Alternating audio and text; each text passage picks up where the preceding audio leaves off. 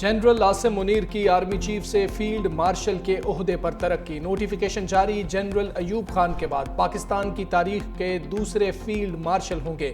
وزیر اعظم شہباز شریف کی زیر صدارت وفاقی کابینہ اجلاس میں اہم فیصلے۔ جنرل عاصم منیر نے مثالی جرأت اور عزم کے ساتھ پاک فوج کی قیادت کی، مسلح افواج کی جنگی حکمت عملی اور کاوشوں کو بھرپور طریقے سے ہم آہنگ کیا۔ Air chief marshal Zaheer Babar کی مدت ملازمت کے بعد خدمات جاری رکھنے کا بھی متفق کا فیصلہ۔ بنیانو مرصوص میں خدمات پر غازیوں اور شہداء کو اعلیٰ سرکاری ایوارڈ سے نوازا جائے گا۔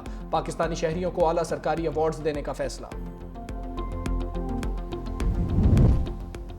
فیلڈ مارشل کا اعزاز قوم کی امانت ہے جس کو نبھانے کے لیے لاکھوں عاصم بھی قربان۔ جنرل عاصم منیر کا ترقی پانے پر قوم کا شکریہ، کہا اعزاز ملنے پر اللہ تعالیٰ کا شکر گزار ہوں۔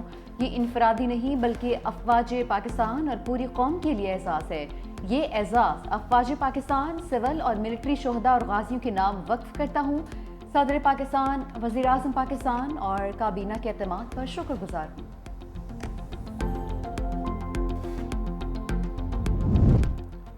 صدر اور وزیر اعظم کی جنرل عاصم منیر کو مبارکباد۔ صدر مملکت آصف زرداری سے وزیر اعظم شہباز شریف کی ملاقات۔ جنرل عاصم منیر کو فیلڈ مارشل کے عہدے پر ترقی دینے سے متعلق فیصلے پر اعتماد میں لیا۔ صدر آصف زرداری نے کہا جنرل عاصم منیر کی قیادت میں مسلح افواج نے مادر وطن کا کامیابی سے دفاع کیا۔ وزیر اعظم نے کہا جنرل عاصم منیر نے معرکہ حق کے دوران اپنی قائدانہ صلاحیتوں سے دشمن کے عزائم کو خاک میں ملایا، پر فیلڈ مارشل کے عہدے پر ترقی دی۔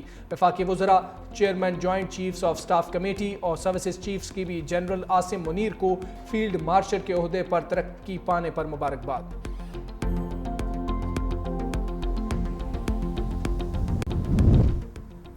وزیر اعظم شہباز شریف اور مصر کے صدر عبد الفتاح السیسی کا ٹیلی فونک رابطہ۔ وزیر اعظم نے مصر کے تعمیری کردار اور حالیہ کشیدگی میں فعال سفارتکاری پر صدر کا شکریہ ادا کیا۔ دونوں رہنماؤں کا غزہ کی تشویشناک صورتحال پر بھی تبادلہ خیال۔ سفارتی محاذ پر بھارت کو منہ توڑ جواب دینے کی تیاری۔ اعلیٰ سفارتی کمیٹی کو وزارت خارجہ میں بریفنگ۔ حکومتی وفد کے سربراہ بلاول بھٹو زرداری کی شرکت۔ ہینا ربانی کھر، شہری رحمان، خرم دستگیر، امریکہ میں سابق پاکستانی سفیر جلیل عباس جیلانی اور مصدق ملک شریک ہوئے۔ پاک بھارت موجودہ تعلقات اور آئندہ کی پیش رفت کے امکانات کا جائزہ۔ بلاول بھٹو کی وزارت خارجہ میں اہم شخصیات سے بھی میٹنگ۔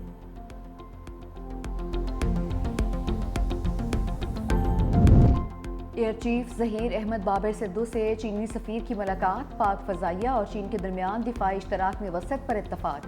ایئر چیف نے کہا پاک فضائیہ کی آپریشنل تیاری خطے میں امن و استحکام کی ضامن ہے۔ پاکستان اور چین کے روابط گزشتہ دہائیوں میں بہت مضبوط ہوئے۔ چینی سفیر کی پاک بھارت کشیدگی کے دوران پاک فضائیہ کی آپریشنل مہارت کی تعریف۔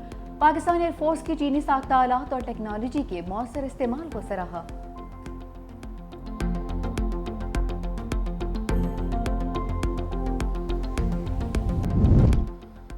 بھارت سندھ طاس معاہدہ معطل کرنے پر عالمی سطح پر رسوا۔ پاکستان کے مستقل مندوب عاصم افتخار کی عرب ممالک کے سفیروں کو جنوبی ایشیا کی حالیہ کشیدگی پر بریفنگ۔ کہا جارحانہ بھارتی اقدامات اشتعال انگیز، بین الاقوامی قوانین اور اقوام متحدہ کے چارٹر کی سنگین خلاف ورزی ہیں۔ پاکستان نے اقوام متحدہ کے چارٹر کے تحت اپنے دفاع کا حق استعمال کیا۔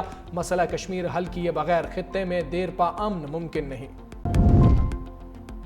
مودی کی سفارتی مہم کی ہنڈیا بیچ چوراہے پھوٹ گئی۔ سفارتی سطح پر بھارت کی ساکھ بحال کرنے کے لیے تشکیل دیا گیا وفد اختلافات کا شکار۔ عالمی جریدے ٹیلی گراف کی رپورٹ میں انکشاف۔ جریدے کے مطابق اپوزیشن جماعتوں کی جانب سے سوال اٹھایا گیا، وفد میں تمام جماعتوں کی نمائندگی کیوں نہیں؟ متعدد سیاسی رہنماؤں نے اس وفد کا حصہ بننے سے انکار کر دیا۔ اپوزیشن رہنما سنجے راوت کے مطابق مودی سرکار سفارتی کمیٹی سے بھی سیاسی فائدہ اٹھانا چاہتی ہے۔ اپوزیشن لیڈر راہل گاندھی کی جانب سے بھیجے گئے نام بھی مودی سرکار نے مسترد کر دیے۔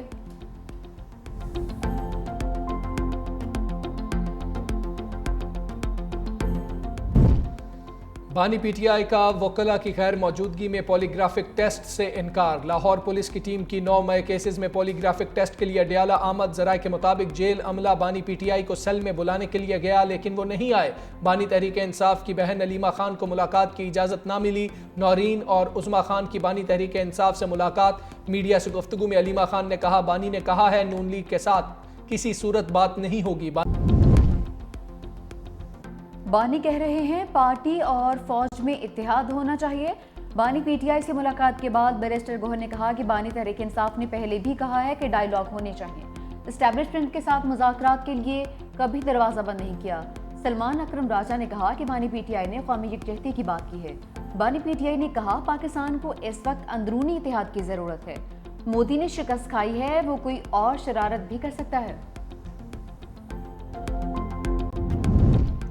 نور مقدم کے سپریم کورٹ میں مجرم ظاہر جعفر کی سزائے موت برقرار، عدالت نے مجرم کی سزائے موت کے خلاف اپیل مسترد کر دی۔ فیصلے میں کہا قتل کی دفعات کے تحت مجرم ظاہر جعفر کی سزائے موت برقرار رہے گی۔ زیادتی کیس میں مجرم ظاہر جعفر کی سزائے موت عمر قید میں تبدیل، اغوا کے الزام میں سزا کل عدم قرار دے دی گئی۔ مالی اور چوکیدار کی سزائیں کم کر کے 10 سال سے 1 سال کر دی۔ جسٹس ہاشم کاکڑ کی سربراہی میں 3 رکنی بینچ نے فیصلہ سنایا۔ سماعت کے دوران مجرم کے وکیل نے دلائل دیتے ہوئے کہا پروسیکیوشن کا سارا کیس سی سی ٹی وی اور ڈی وی آر پر ہے۔ جسٹس ہاشم کاکڑ نے ریمارکس دیے جس سی سی ٹی وی پر آپ اعتراض اٹھا رہے ہیں اس کو آپ تسلیم کر چکے ہیں۔ مجرم اور مقتولہ ایک ساتھ رہتے تھے، یہ تسلیم شدہ حقیقت ہے۔ لڑکا اور لڑکی کا ایک ساتھ رہنے کا رشتہ ہمارے معاشرے کی بدبختی ہے۔ اس قسم کا رشتہ مذہب اور اخلاقیات کے بھی خلاف ہے۔ سی سی ٹی وی ویڈیو نہ بھی ہو تو نور کی لاش مجرم کے گھر سے ملنا کافی ہے۔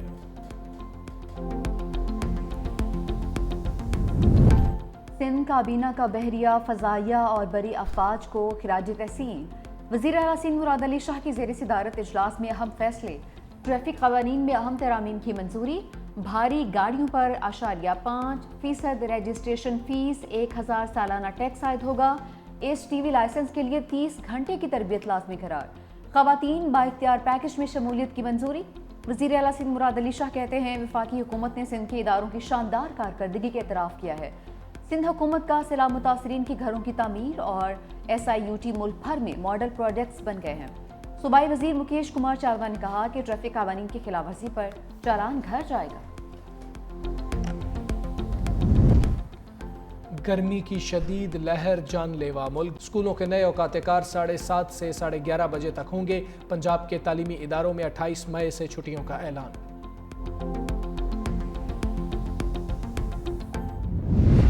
میدانی علاقوں میں گرمی کی ناکہ بندی، سدھی میں پارہ 48 ڈگری سینٹی گریڈ کو چھو گیا۔ رحیم یار خان، دادو، بھکر اور ڈی جی خان میں 47 degree centigrade, Rohri, Khairpur اور لاڑکانہ میں 40 ڈگری ریکارڈ، پشاور، ملتان اور فیصل آباد 44، لاہور 43، اسلام آباد 42، راولپنڈی 40، کوئٹہ 38، کراچی میں درجہ حرارت 36 ریکارڈ کیا گیا۔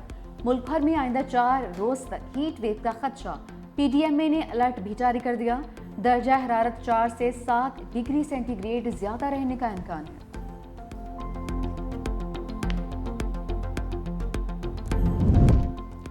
عوام تیاری کر لیں، پیٹرولیم لیوی سینچری کراس کرے گی۔ آئندہ مالی سال فی لیٹر پیٹرولیم لیوی 100 روپے سے زائد کرنے کی تجویز۔ پیٹرولیم مصنوعات مزید مہنگی ہونے کا امکان، وفاقی حکومت کی پیٹرولیم مصنوعات پر کاربن لیوی لگانے کی تیاری۔ آئی ایم ایف کے ساتھ مذاکرات میں 5 روپے کاربن لیوی عائد کرنے پر اتفاق۔ استعمال شدہ گاڑیوں پر نئی گاڑیوں کے مقابلے میں 40% ٹیکس عائد ہوگا۔ آئی ایم ایف کا کھاد پر جنرل سیلز ٹیکس کی عمومی شرح نافذ کرنے کا مطالبہ۔ حکومت آئندہ مالی سال کے دوران کوئی نئی ریگولیٹری ڈیوٹی عائد نہیں کرے گی۔